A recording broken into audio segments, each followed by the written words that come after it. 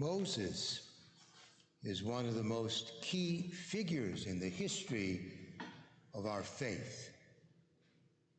He is foundational, considered basically the greatest authority in Israel.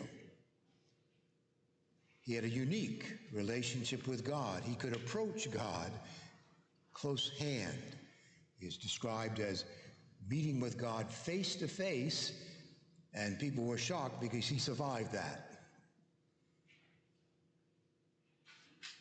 And he would be the one through whom God would speak how to live, how to order their lives according to God's wisdom.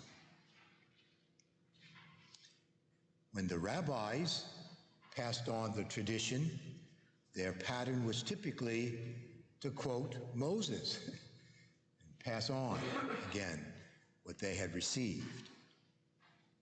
In our scriptures today, interestingly enough, he says, someone greater is coming. This must be very impressive. Other prophets did follow, numerous ones, Isaiah, Ezekiel, Jeremiah, etc. But none were considered equal to Moses.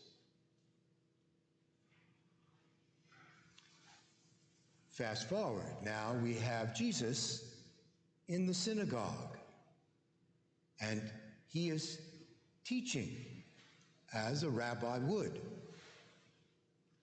But people are astonished, it says very strongly, because he doesn't appeal to Moses. He speaks by his own authority. Interestingly enough, we don't have whatever the content was, whatever he was saying. What we have is the way he passed it on, and that made a radical difference to those who heard this. In effect, what is being revealed is one greater than Moses has now arrived. He is speaking with the authority of God himself. Moses said, when he comes, you will listen to him, or you better.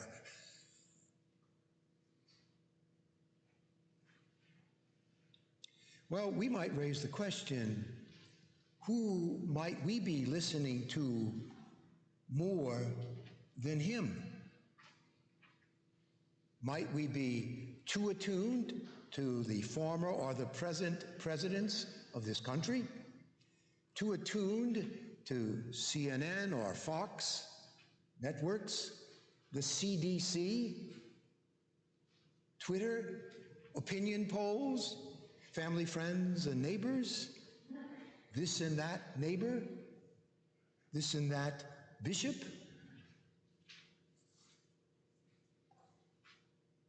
We're invited.